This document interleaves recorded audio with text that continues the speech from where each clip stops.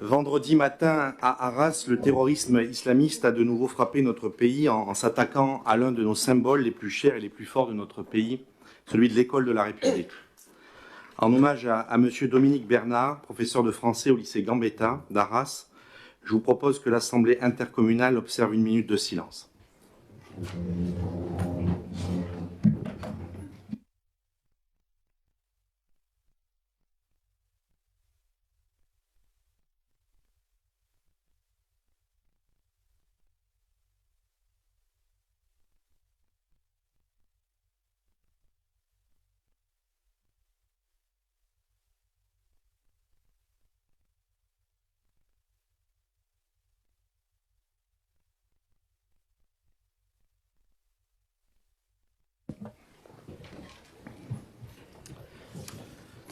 Madame Marie-André Altier, Madame Laetitia Arnaud, Monsieur Christian Ozas, Monsieur Pierre Avon, Monsieur Jean-Marie Blanc, Madame Marie-Claude Bompard, Madame Sylvie Bonifaci, Madame Françoise Bouclé, Madame Marie Calero, Madame Laurence Desfonds-Fargeon est excusée, m'a donné pouvoir, Monsieur Hervé Flogère, Monsieur Juan Garcia, Madame Laure Giton, Monsieur Jean-Louis Grappin, Monsieur Jean-Marc Garinos, Madame Myriam Gutierrez, Madame Florence Jouve-Lavolée est excusée, à donner pouvoir à Monsieur Jean-Yves Maréchal, Monsieur Jean-Pierre Lambertin, Monsieur François Lucas, Monsieur Jean-Yves Maréchal, Monsieur Denis Mossy, Monsieur Christian Perron. Vous disiez que vous avez la procuration de Monsieur Mossy. Monsieur Joël Racamier, Monsieur Claude Raoux, Madame Cathy Ricard est excusée et a donné pouvoir à Monsieur François Lucas, Madame Bruna Romanini, Monsieur Benoît Sanchez, Madame Anne-Marie Souveton est excusée et a donné pouvoir à Monsieur Hervé Flogère, Madame Virginie Vicente, Monsieur André Viglet. Conformément au Code général des collectivités territoriales, il nous est demandé de proposer un secrétaire de séance. Il est proposé Monsieur Sanchez qui s'abstient, la Ligue du Sud qui est contre, dossier adopté à l'unanimité. Question numéro 2, il s'agit de l'approbation du procès-verbal du 12 septembre dernier. Est-ce qu'il y a des questions? Qui s'abstient?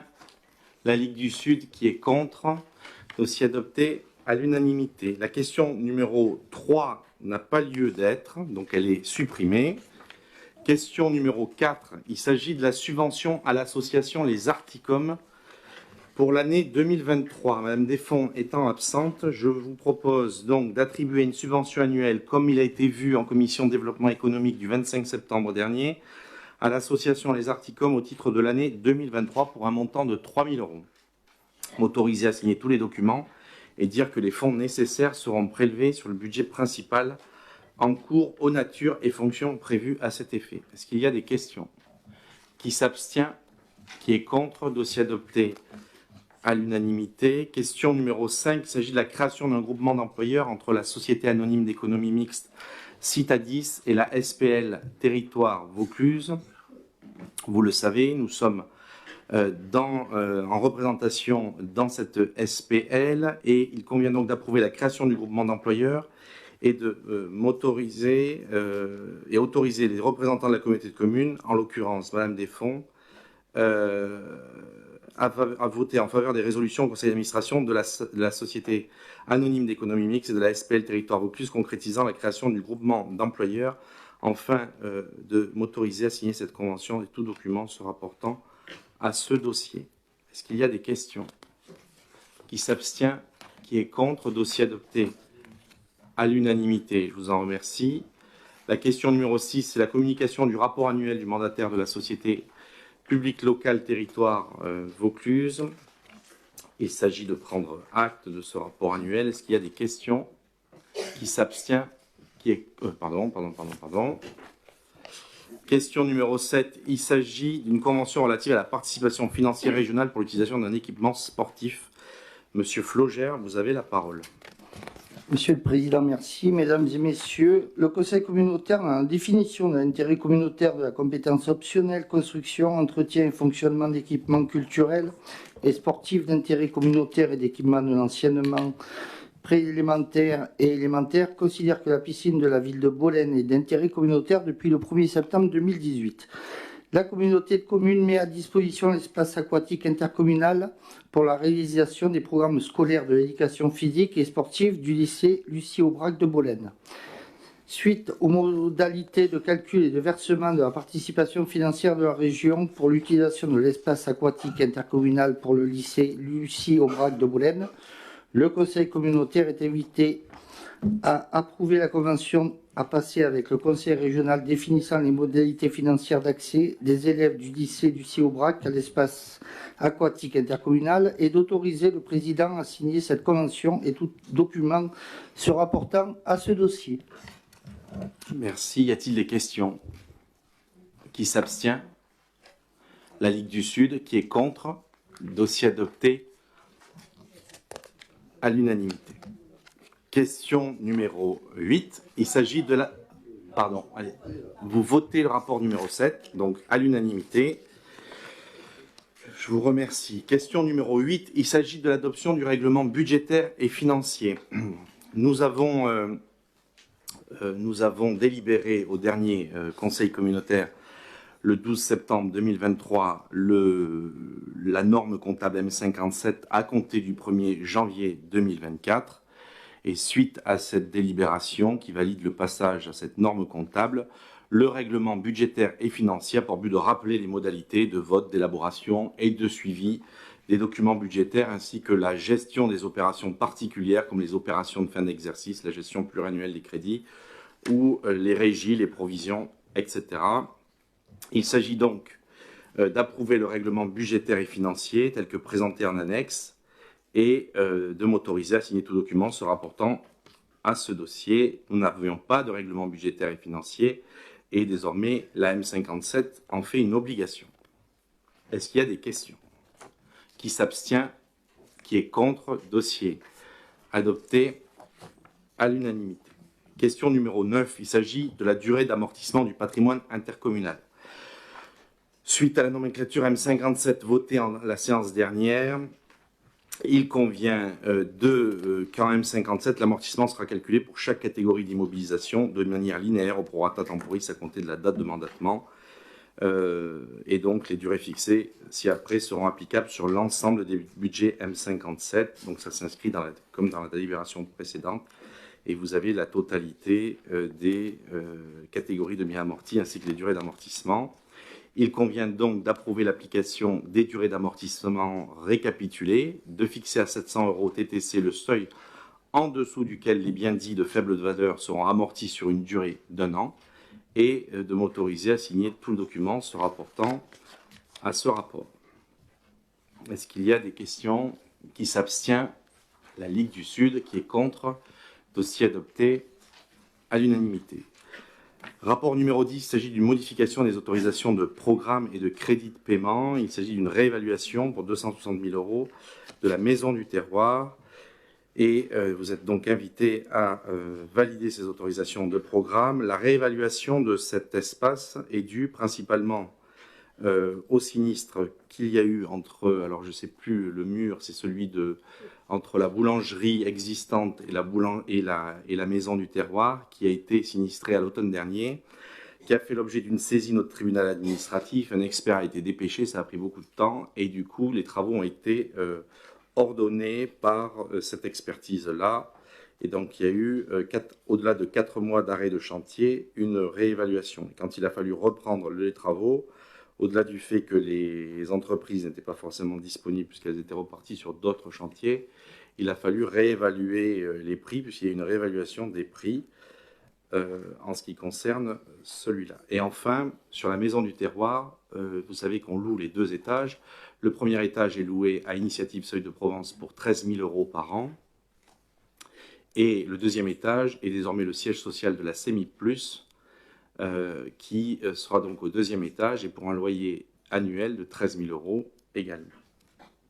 Et donc il a fallu, pour la part qui nous relève, aménager ces différents étages. Voilà les raisons de ce surcoût. Est-ce qu'il y a des questions?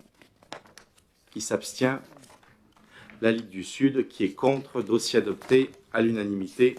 Je vous en remercie. Question numéro 11. Il s'agit de la constitution d'une provision dans le cadre du contentieux qui a opposé la communauté de communes aux époux Combes dans le budget annexe Port-Europarc.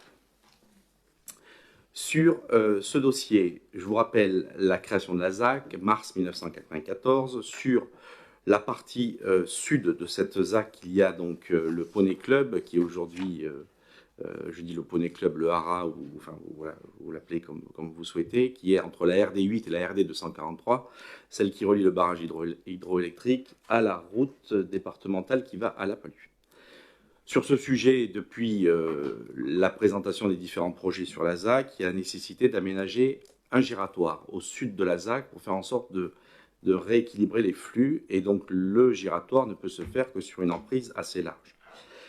Il est donc prévu sur la parcelle voisine de monsieur et madame Combes de faire un aménagement de giration. Il y a eu la nécessité de l'entreprise de se porter acquéreur au départ, puisque l'avis des domaines était de 600 000 euros, 657 000 euros exactement sur cette parcelle-là. Et donc les époux en voulaient plus, et donc ils n'étaient pas d'accord, et nous on devait se fixer au prix des domaines, et donc on a dit on ne peut pas aller au-delà des prix des domaines. Mais l'entreprise peut, elle, l'acheter directement à un autre prix que celui des domaines. Ce à quoi l'entreprise n'a pas souhaité, les époux Combes ne voulaient pas brader à l'avis des domaines, et donc c'en est failli une discussion entre les deux entités. Il s'agit d'un périmètre de ZAC, et dans le périmètre de ZAC, le Code de l'urbanisme prévoit le droit de délaissement, ce qu'ont fait usage monsieur et madame Combes pour qu'il soit évalué par un juge de l'expropriation, à juste titre, le prix de leur foncier, ce qui est tout à fait compréhensible. Et donc, par conséquent, ils nous ont saisis en octobre 2021 pour nous demander, pour nous dire tout simplement qu'ils voulaient exercer leur droit de délaissement. Nous avions une année pour leur répondre à l'issue de l'année, octobre 2022. Donc, nous avons dit qu'il n'y avait pas de difficulté, mais que le droit de délaissement s'appliquerait à l'avis des domaines. Et par conséquent, ils ont saisi le juge d'expropriation, estimant que leur bien valait plus que l'avis des domaines. Et vous voyez qu'au vu de la provision que nous faisons, ils ont eu raison, puisque il y a eu un commissaire du gouvernement qui est arrivé au mois de mars-avril, qu'on a accueilli, qui a fait l'estimation. Et au mois de juin, il y a eu un rendu du juge de l'expropriation par un tribunal judiciaire qui est venu acter, en date du 13 juin 2023, que les sommes dues au consort Combes étaient de 901 000 euros, 904,90 centimes d'euros. Et donc, il nous revient, puisque la loi nous y oblige de provisionner à hauteur de 100% du risque, puisqu'on est dans une périmètre de ZAC, la constitution d'une provision de 901 904,90 euros et de m'autoriser à signer tout document se rapportant. Bien évidemment, je m'y engage devant vous, ces 901 904 euros seront bien évidemment en totalité et à l'euro près dans la cession des terrains auprès de l'entreprise qui voudra s'installer sur cette ZAC. Il n'est pas question que nous payions un seul euro de cet aménagement qui relève uniquement pour l'entreprise. Voilà. Donc, je voulais vous le dire. Donc, c'est une opération financière qui sera réévaluée au moment de la cession des terrains. Ce prix-là sera englobé dedans. Est-ce qu'il y a des questions? Qui s'abstient? La Ligue du Sud qui est contre. Dossier adopté à l'unanimité. La question numéro 12, il s'agit d'une décision modificative qui a été vue donc en commission finance le 6 octobre dernier dans les grandes lignes. C'est en section de fonctionnement, une décision modificative qui s'équilibre à 335 000 euros. Je vous apporte des éléments. Nous inscrivons au chapitre 65 une contribution au syndicat du Rieux-Foireau supérieure à ce qui était prévu et nous permet de rajouter 10 000 euros. Nous rajoutons au chapitre 14 pour le remboursement à l'État d'un trop versé en 2022. Pas mal de collectivités ont eu un trop versé de l'État et l'État est venu, sur la fraction de TVA destinée à remplacer la taxe d'habitation, est venu récupérer donc ce qu'il devait récupérer. Pour nous, c'est 25 000 euros. La fraction de TVA au chapitre 73 en recettes au titre de la CVAE était prévue à hauteur de 1,6 million au compte 7 382 que vous observez. Et nous avons finalement eu une bonne nouvelle, puisque nous avions inscrit 1,6 million, et nous avons eu 1 935 000, qui sera finalement encaissé au compte 73,88, autres taxes diverses, et donc c'est pour cela que vous retrouvez 1 935 000, ce qui permet de dégager un autofinancement de 300 000 euros, qui est renvoyé à la section d'investissement. Vous le retrouvez en dépenses de fonctionnement au chapitre 23. En section d'investissement, tout d'abord, 2 opérations qui s'annulent. En dépenses au 1323, chapitre 13, subvention d'investissement non amortissable, et recettes au 1313, vous observez aussi 125 000 euros, une modification de compte sur des subventions d'investissement perçues. En dépenses, une diminution du chapitre 204 que vous observez sur la partie dépenses pour 150 000 euros vers le 2315 pour le même montant. C'est une modification dans la programmation, une diminution de la somme versée en 2023 au SMBVL pour les acquisitions foncières qui est remplacée par du GEMAPI direct. C'est les travaux sur les digues, le lozon, le faucardage, etc. que vous retrouvez en 2315. En recettes ensuite d'investissement qui s'équilibre à 576 000 avec la dépense, de nouvelles subventions pour 151 000 euros, 136 000 euros pour les toitures des cantines Curie à Bolène, de Pergot à La Palue et de la cantine de Saint-Ferréol à Bolène, donc qui viennent se rajouter, et 15 000 euros au titre de la GEMAPI. En dépenses, vous observez au chapitre 20 des frais liés au système d'endiguement pour GEMAPI pour 25 000 euros. Vous observez 15 000 euros de travaux supplémentaires sur la chapelle Saint-Siffrin de Mornas au chapitre 21, plus 15 000, et 187 000 sur les travaux de toiture, cantine et école.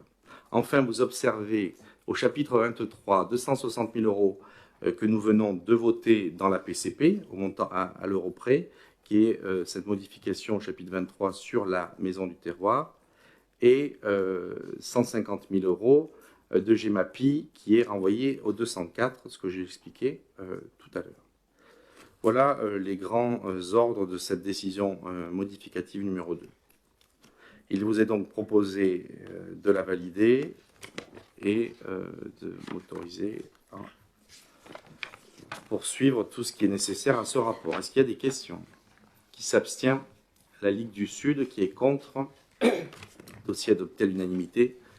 Je vous en remercie. Le rapport numéro 13, c'est une décision modificative qui est dans une intégration des écritures de stock nécessaires à un échange de terrain. En effet, nous avons échangé sur la zone de la Croisière avec l'entreprise des Mets de Provence, un échange de terrain qui nous a permis de découper la zone de la Croisière et de faire en sorte d'échanger le PA2 avec le PA12, pour ceux qui suivent le décompte des lots, et un morceau de la PA10 et PA7 qui nous a permis d'avoir des formes de lots qui étaient beaucoup plus moins triangulaires et beaucoup plus rectangulaires afin d'avoir des lots qui étaient quand même plus faciles à aménager. C'est donc des écritures de stock qui nous permet de réemployer cette parcelle-là qui était le groupe Rivière, pour ceux qui ont suivi donc des Mets de Provence. Est-ce qu'il y a des questions? Qui s'abstient? La Ligue du Sud. Qui est contre? Dossier adopté à l'unanimité. La zone décision modificative sur le budget annexe de la classe, le rapport 14, c'est une écriture de stock, là aussi, sur des prévisions budgétaires, en prévision des écritures de fin d'année, sur la zone de Mondragon. Et donc, nous venons faire varier le stock des terrains, où sur les 4 lots, 2 sont commercialisés. Il vous est donc proposé de valider la décision modificative numéro 1 du budget annexe de la classe. Est-ce qu'il y a des questions? Qui s'abstient? La Ligue du Sud. Qui est contre? Dossier adopté à l'unanimité. Question numéro 15. Il s'agit cette fois du budget annexe de la ZAC Pan-Europarc où vous retrouvez 910 000 euros qui est la constitution de la provision pour les époux Combes que nous venons de délibérer. Il vous est proposé de valider la décision modificative du budget annexe de la ZAC Pan-Europarc. Est-ce qu'il y a des questions? Qui s'abstient? La Ligue du Sud. Qui est contre? Dossier adopté à l'unanimité. Question numéro 16. Il s'agit d'un avenant à la convention de délégation de maîtrise d'ouvrage de la garderie périscolaire de Mondragon. Vous le savez, nous avons déjà délibéré en septembre 2022 sur cette maîtrise d'ouvrage. Les locaux occupés par le service de garderie périscolaire représentent 33,5%. Il nous appartient donc de rembourser 33,5% des dépenses à hauteur de 494 043,60 euros. Et donc de valider cet avenant numéro 2 et de m'autoriser à signer tout document se rapportant à ce dossier. Est-ce qu'il y a des questions? Qui s'abstient? La Ligue du Sud. Qui est contre? Dossier adopté à l'unanimité. La question numéro 17, et c'est le dernier avenant, qui vient marquer la fin de l'action du développement et du déploiement de la fibre optique très haut débit que nous avons financé avec Vocus Numérique et que nous avions engagé, je le précise, en 2017. Nous finalisons cet avenant numéro 3, la convention de partenariat, et donc il s'agit d'approuver cet avenant, de m'autoriser à signer l'avenant et de dire que ce dernier avenant vient clôturer les 1,8 million d'euros que nous avons dépensés pour déployer la fibre sur le territoire intercommunal. Est-ce qu'il y a des questions? Qui s'abstient? Qui est contre?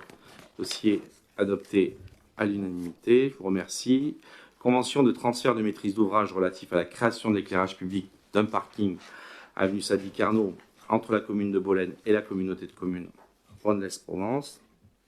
Il s'agit de dire que la commune étant compétente en matière de réseau, notamment d'éclairage, elle délègue la maîtrise d'ouvrage à la communauté de communes pour que la voirie et l'éclairage public soient réalisés en même temps et sur un coût prévisionnel de 9 000 euros au droit des parcelles BB 382 et BB 138 avenue Sadi Carnot à Bolène, et enfin de m'autoriser à signer cette convention et tous les documents s'y rapportant.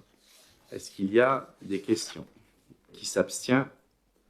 Qui est contre? Dossier adopté à l'unanimité. La question numéro 19, il s'agit de la convention de renouvellement de mise à disposition de la directrice générale des services de la ville de Bolène auprès de la communauté de communes Rhône-Lens-Provence. Nous avions renouvelé chaque année la mise à disposition de Mme Carole Ross pour une durée d'une année à hauteur de 50% de son temps complet. Il est proposé de renouveler la mise à disposition, cette fois pour une durée de 3 ans, jusqu'au 31 octobre 2026, et enfin de m'autoriser à signer cette convention et tout document se rapportant à ce rapport. Est-ce qu'il y a des questions? Qui s'abstient? La Ligue du Sud. Qui est contre? À l'unanimité, je vous remercie. La question numéro 20, il s'agit d'une convention pour des missions d'accompagnement psychologique par le centre de gestion qui, dans l'accord cadre relatif à la prévention des risques psychosociaux dans la fonction publique, notamment sa circulaire de mars 2014, qui est relative à la mise en œuvre du plan national d'action, il y a lieu d'approuver une convention de mission d'accompagnement psychologique, le CDG, et de m'autoriser à signer cette convention et tout document se rapportant à ce dossier dans les modalités de la convention. Il y a des questions. Madame Bompard. Oui, je crois que c'est le moment effectivement de signer cette convention. Eu égard à ce qu'avait dit le rapporteur de la Chambre régionale des comptes lorsqu'il est venu ici étudier votre gestion et qu'il avait souligné le fort absentéisme qui régnait dans cette collectivité. Il se posait même la question de savoir s'il n'y avait pas des problèmes profonds dans la gestion du personnel. C'était écrit noir sur blanc, je pense qu'ici tout le monde s'en souvient, d'autant que M. Mossy l'a rappelé encore récemment. Aujourd'hui, nous sommes accueillis par du personnel qui se plaint de votre façon de les gérer, de les traiter. On sait que les bruits courent beaucoup, qu'il y a une grande insatisfaction ici, comme à la mairie d'ailleurs. Beaucoup de souffrance, beaucoup de gens qui sont même terrorisés, nous ont dit tout à l'heure les participants à cette manifestation. Alors je crois qu'il serait peut-être urgent, même si ces gens extrapolent, admettons, mais je crois qu'il est de votre rôle de vous occuper d'eux plutôt que d'aller... on a échappé à l'aller à Paris pendant 3 jours. Parce que alors là, c'était pareil, à quoi ça sert? On se le demande. réunion des maires, je ne suis jamais allée, j'ai réussi quand même à gérer cette ville. Et bien que vous disiez, oh très bien monsieur, moi j'ai eu 2 félicitations dans la Chambre régionale des comptes. Et j'ai investi beaucoup plus que ce que vous ne le ferez en combien de temps? Vous serez resté là 12 ans. Et on voit bien quelle est la gestion de cette intercommunalité, puisque vous avez mangé la première partie des 25 millions qui vous avaient été laissés en héritage et qu'au bout, il n'y a rien. Donc vous pouvez ricaner sur ma gestion. Je crois que les Bolénois la connaissaient, la regrettent et que... voilà. Donc, vous pouvez critiquer ma gestion. En tout cas, votre personnel semble extrêmement mal à l'aise. La Chambre régionale des comptes, je le répète, l'avait souligné. Et je crois que ce personnel, en plus, est proche de vous, malgré tout. Vous le voyez quotidiennement. Là, on me dit, mais j'ai même plus le droit de me déplacer dans les divers secteurs de l'Interco. Je suis cantonnée. Là, enfin, j'ai entendu un certain nombre de plaintes qui, je pense, finiront effectivement dans une mission d'accompagnement psychologique. Et je vous remercie pour eux d'avoir proposé cette délibération, parce que je pense qu'un certain nombre pourront en profiter. Bien, je n'attendais pas moins de vous et je vous ai trouvé très silencieuse dans ce conseil communautaire et donc il fallait que vous puissiez vous distinguer. Vous, dont votre directeur général des services avait été convoqué à la gendarmerie pour des affaires, à mon sens, mais il a été convoqué à la gendarmerie. J'ai le droit. Mais est-ce que j'ai été condamné, madame? Attendez, j'ai le droit quand même de répondre. Attendez, j'ai quand même le droit de vous répondre à vos attaques. Je vous dis qu'aujourd'hui, vous portez l'étendard. Mais je vais vous répondre. Il y en a eu une autre de manifestation il y a une année. Et aujourd'hui, je vais répondre à l'ensemble des points. Je préside le comité social territorial qui s'est réuni la semaine dernière au sein de la communauté de communes avec certains collègues élus. Le comité social s'est très bien passé, contrairement à ce que vous dites. Demain matin, il y a une visite syndicale des ateliers des services, qui aura lieu d'ailleurs avec le premier vice-président et moi-même dans les services, dans le centre technique.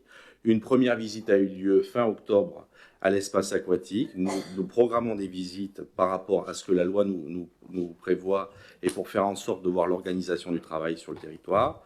Nous avons l'ensemble des questions qui sont travaillées en amont des comités sociaux territoriaux, qui n'est pas une obligation, mais qui est une volonté de ma part de détacher ces syndicats pour faire en sorte d'avoir des questions qui sont posées avant les séances officielles. Et pour ce qui concerne les revendications individuelles de chacun des agents de la collectivité, ils sont en droit de se défendre, ils sont en droit de les défendre. Le seul juge, madame, c'est le juge du tribunal sur des cas particuliers, comme j'ai pu le retrouver d'ailleurs dans le tract qui a été distribué au début de cette séance du Conseil communautaire. Pour le reste, en ce qui concerne les demandes de rendez-vous des organisations syndicales, à chaque fois qu'ils demandent un rendez-vous, à chaque fois je les reçois. Donc je n'ai pas de problème avec ça. Et à chaque fois qu'on doit discuter de sujets en questions diverses, au dernier comité social territorial qui a duré une demi-journée, il y avait 25 questions diverses portées par les représentations syndicales. Et nous avons examiné les 25 questions sans en éliminer une seule. Donc, je peux entendre les procès d'intention, c'est normal, c'est l'opposition, mais la vérité, elle est tout autre. En ce qui concerne cette disposition, vous méconnaissez la loi, puisque c'est une obligation, ce rapport, c'est une obligation de mettre en place les risques psychosociaux sur une circulaire ministérielle qui nous oblige, et toutes les collectivités de France, à mettre en place cette disposition. Et le centre de gestion nous a proposé de conventionner, comme avec l'ensemble des 555 communes de ce département, pour le faire. Voilà, donc vous dites oui maintenant, mais ce n'est pas ce que vous disiez tout à l'heure. Donc je vous remercie pour cette intervention très brillante, et je soumets aux voix ce rapport. Qui s'abstient? Vous abstenez? Alors je dis qui s'abstient, qui est contre. Je vous remercie à l'unanimité. La séance est levée et je vous souhaite une très belle soirée.